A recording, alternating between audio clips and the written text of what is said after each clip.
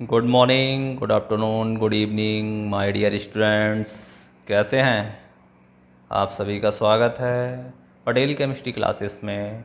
मैं योगेश पटेल आप लोगों को लेके आया हूँ रिडॉक्स रिएक्शंस का लेक्चर नंबर सेकंड, जिसके हमने लास्ट लेक्चर में आप लोगों को लिए ऑक्सीडेशन नंबर्स के रूल्स के बारे में बताया हुआ था। और आज हम स्टडी करेंगे ऑक्सीडेशन नंबर्स के बारे में।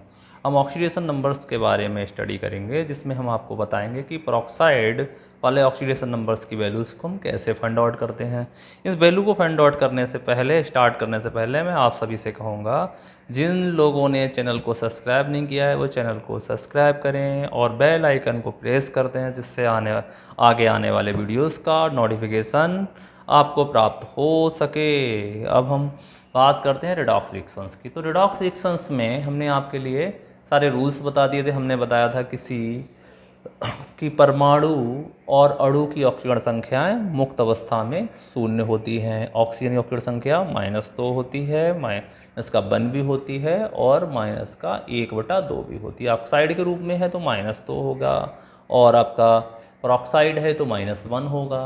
वैसे ही सुपर परऑक्साइड में होता है। सारे रूल्स के बारे में हम स्टडी कर चुके थे। अब इसके आगे हम ऑक्सीडेशन नंबर्स की बात कर लेते हैं। तो यहाँ देखिएगा, हमारे पास में सबसे पहला टॉपिक हमें दिया हुआ है NiCN का होल फोर -2। NiCN का होल फोर -2 दिया हुआ है, जिसमें हमें फाइंड आउट वैल्यू करनी है किसकी? Ni की। तो Ni की हम जिसकी वैल्यू को फाइंड आउट करेंगे उसे हमने क्या मान लिया? x मान लिया। x मान लिया, Ni की वैल्यू की हमने x माना और x मानने के बाद में यहाँ देखिएगा Cn के कितना परमाणु दे रखे हैं? 4 परमाणु दे रखे हैं Cn के, और प्रत्येक Cn के ऊपर -1 चार्ज होता है और ऊपर देखिएगा आवेश जो दे रखा है =1 रख दिया। तो यहाँ हमने इसे सॉल्व किया तो x - 4 = x - 2, तो x = 4 - 2 हो जाएगा। तो x की वैल्यू कितनी आ गई? 2 आ गई। तो इससे स्पष्ट हो जाता है कि इस कॉम्प्लेक्स के अंदर NiCN के होल फोर -2 कॉम्प्लेक्स में Ni का जो ऑक्सीडेशन नंबर है वो +2 होगा। इसके बाद देखिए हमारे पास सेकेंड आपको दिया हुआ है कि यहाँ हमने नेक्स्ट लिया है मार्शल एसिड।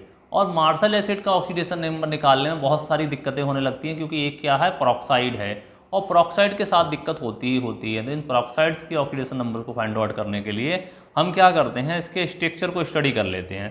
तो जो इसका स्ट्रक्चर हम बनाते हैं, कोई भी पेरोक्साइड अगर हमारे पास में दे रखा है तो इसका जो स्ट्रक्चर बनाएंगे, तो हमने देखिएगा हमारे पास था H2S2O8 दिया हुआ है। तो यहाँ पर देखिए हमने H2S2O8 का जो स्ट्रक्चर बनाया हुआ है, तो इसमें देखिएगा कि 2 ऑक्सीजन परमाणु ऐसे आ गए कि जो आपस में बॉन्ड बना लेते हैं। जो भी ऑक्सीजन परमाणु आपस में बॉन्ड बनाएंगे उनका ऑक्सीडेशन नंबर, एक बॉन्ड बनाएंगे तो उनका ऑक्सीडेशन नंबर -2 के स्थान पर -1 हो जाएगा। अगर ये डबल बॉन्ड बना लें तो इनका दोनों का ऑक्सीडेशन नंबर 0 हो जाएगा।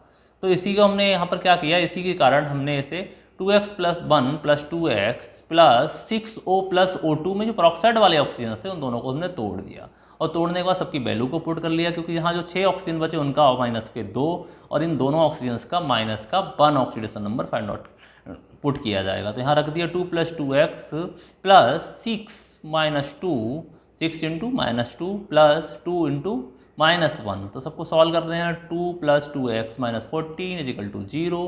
तो 2x = 14 - 2, तो 2x = 12, तो x = 12/2, तो x = आ जाएगा 6। तो मार्शल एसिड में सल्फर का ऑक्सीडेशन नंबर भी 6 आता है।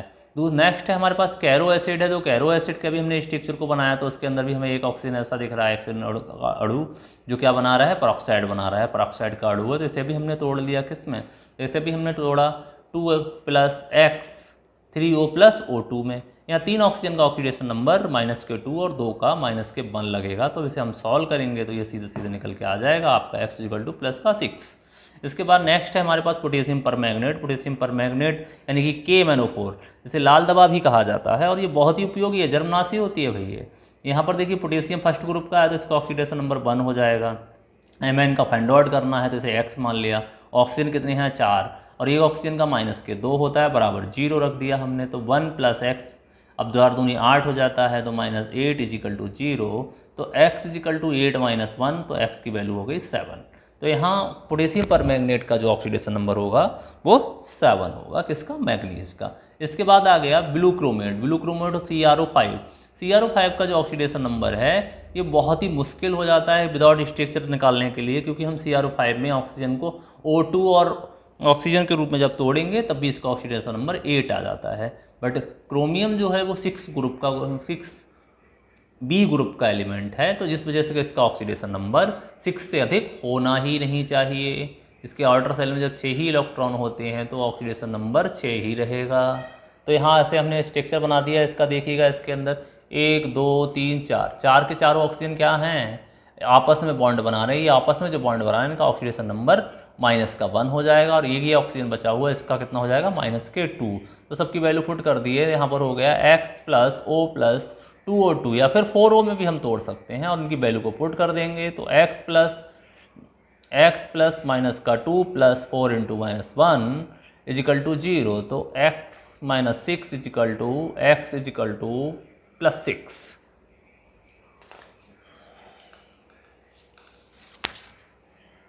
नेक्स्ट देखिएगा, यहाँ पर हमारे सोडियम एजाइड है। जो सोडियम एजाइड का अगर ऑक्सीडेशन नंबर निकालें तो सोडियम का ऑक्सीडेशन नंबर 1 होता है, +3x = 0 से सॉल्व करेंगे तो s = -1/3 हो जाएगा। ब्लीचिंग पाउडर है, ब्लीचिंग पाउडर में भी ये प्रॉक्सी होता है, जैसे भी हम x + OCl × Cl या फिर Ca + OCl × Cl करके लिख सकते हैं। तो यहाँ x क्लोरीन का हमने कैल्शियम के लिए x मान लिया है, OCl की वैल्यू 1 हो गई, Cl का -1 हो गया, दोनों को जब सॉल्व किया तो x की वैल्यू +2 आ गई। कैल्शियम कार्बाइड की अगर बात कर ले तो इसमें कैल्शियम की ऑक्सीडेशन नंबर हम फाइंड आउट नहीं कर रहे हैं, किसका, कार्बन का। तो कार्बन का ऑक्सीडेशन नंबर कार्बाइड्स में -1 होता है, तो कैल्शियम कार्बाइड में भी -1 आएगा। 2x + 2 = 0, जब इसे सॉल्व करेंगे तो x बराबर -1 आ जाएगा।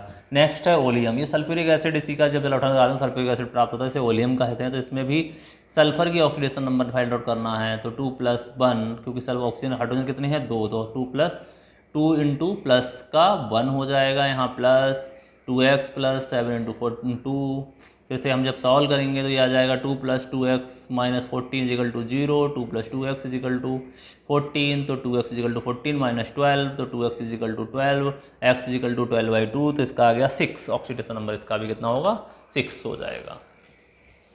और देखिएगा नेक्स्ट जो है हमारे पास में है, यहाँ पर पोटेशियम मैग्नेट है, वहाँ पोटेशियम परमैंगनेट था, यहाँ पोटेशियम मैग्नेट है। तो पोटेशियम मैग्नेट के लिए भी उसी तरह से हम फाइंड आउट कर लेंगे। तो KMnO4 जो 2KMnO4 जो है, तो यहाँ पर पोटेशियम 2 है तो इसका 2 हो जाएगा।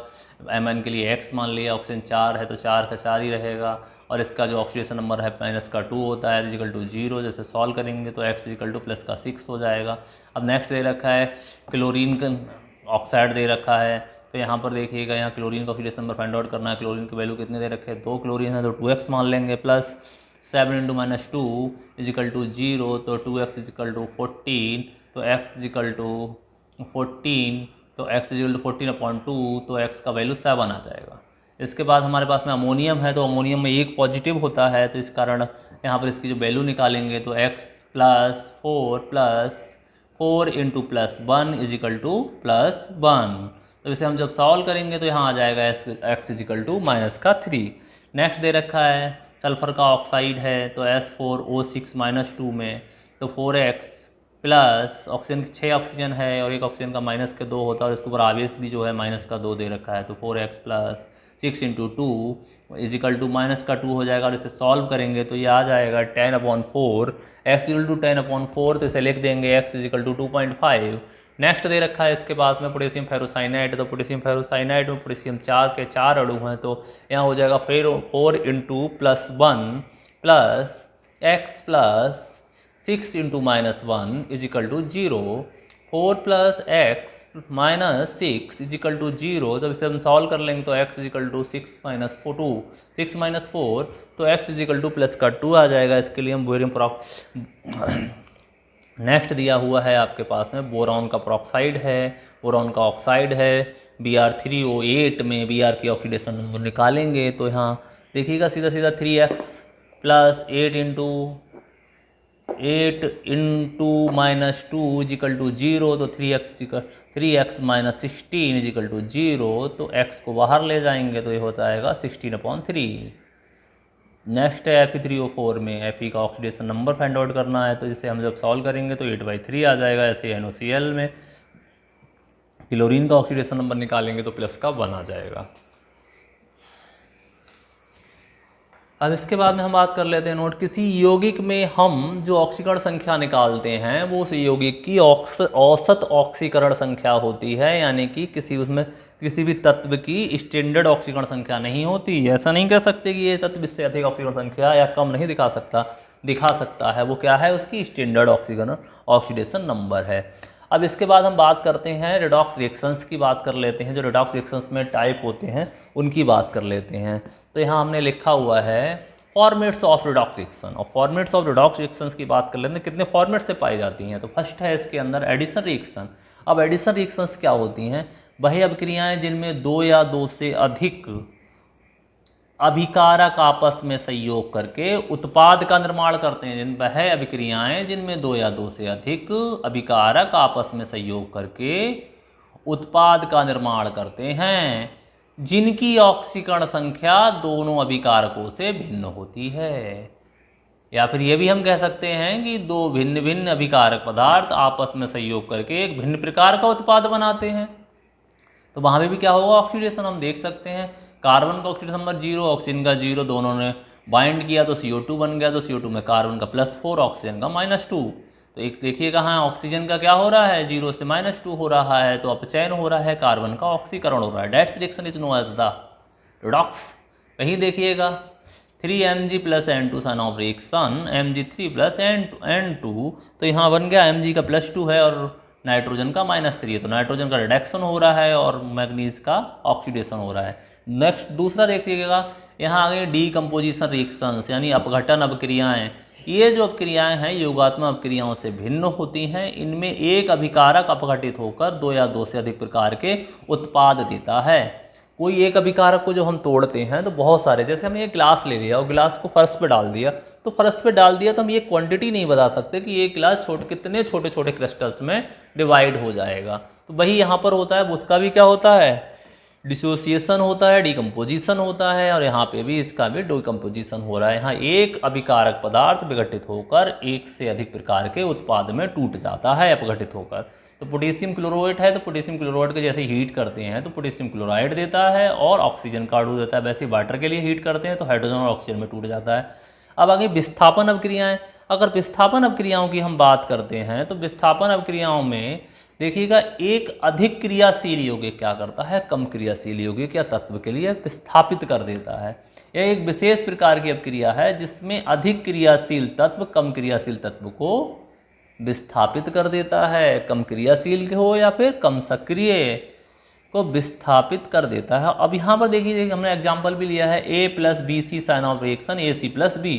यहाँ देखिए BC में से हमने B को विस्थापित कर दिया। इन अभिक्रियाओं में धातुओं से धातुओं का विस्थापन होता है और अधातुओं से अधातुओं का विस्थापन।